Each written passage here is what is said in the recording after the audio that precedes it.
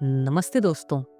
आप सुन रहे हैं think digital, why everyone should understand computers. मैं हूं आपका दोस्त और आज हम बात करने वाले हैं एक ऐसे दोस्त के बारे में जो कभी कंप्लेन नहीं करता, कभी थकता नहीं और हमारे बिना भी काम करता रहता है। हाँ, और वो है कंप्यूटर। देखिए, हम सबके पास फ़ोन होता है, इंटरनेट है और हर दिन ऑनलाइन रहते हैं। लेकिन ऑनेस्टली बताओ, आप जब लैपटॉप हैंग हो जाता है या अपडेट पेंडिंग लिखा आता है तो हम क्या करते हैं? रिस्टार्ट। कंप्यूटर सीखना कोई लग्जरी नहीं रही, ये एक बेसिक स्किल बन चुकी है। जैसे खाना बनाना, बाइक चलाना, वैसे ही कंप्यूटर समझना भी ज़रूरी है। आजकल तो सब डिजिटल है, बैंकिंग, शॉपिंग, स्कूल, सरकारी फॉर्म्स, इवन शादियाँ। शादी.com हो या गूगल ड्राइव, दोनों पे अपलोड करना पड़ता है। सोच के देखो, अगर आपको बेसिक कंप्यूटर चलाना आता है तो आपके पास एक सुपर पावर है। अगर नहीं आता तो आपको किसी भी इंसान या किसी भी लोगों पे आपको डिपेंड रहना पड़ेगा छोटी से छोटी चीज़ के लिए भी।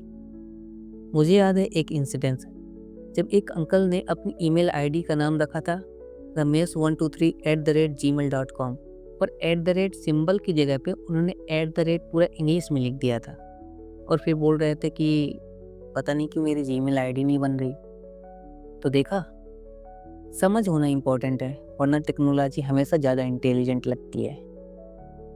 अब आप सोच रहे होंगे, कंप्यूटर समझना मतलब क्या?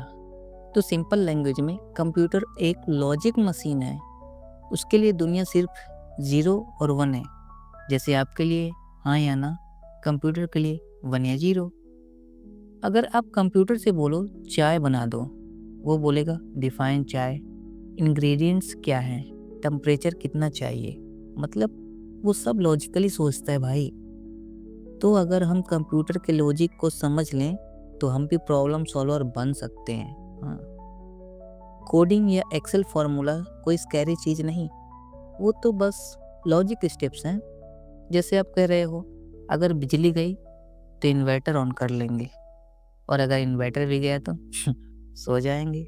बस यही लॉजिक कंप्यूटर में लिखा जाता है प्रोग्रामिंग के फॉर्म में। आप चाहे स्टूडेंट हो, टीचर, बिजनेसमैन या होम मेकर, कंप्यूटर हर जगह काम आता है। जैसे अगर आप स्टूडेंट हो तो प्रोजेक्ट बनाना है, Google Docs, Canva, PowerPoint, सब फ्री टूल्स हैं। लेकिन आपको अगर ये सारी चीज़ें चलाना ही नहीं आता तो मार्क्स से पहले फ्रस्ट्रेशन मिलता है भाई।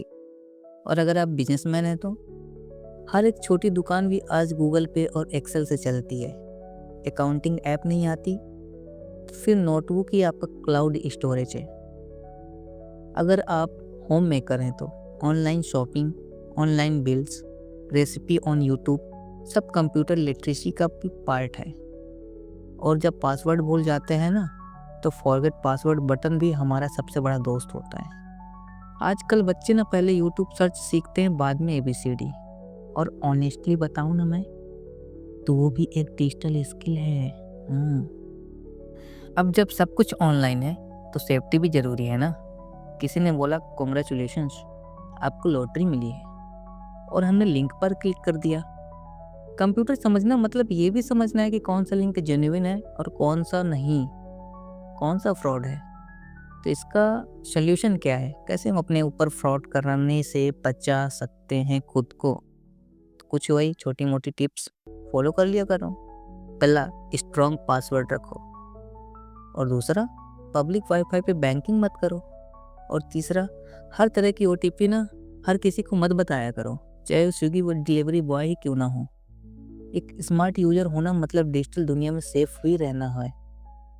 आज AI, चैट GPT, रोबोट्स और एनिमेशन हर जगह आ गए हैं, लेकिन ये सब कंट्रोल कौन करेगा?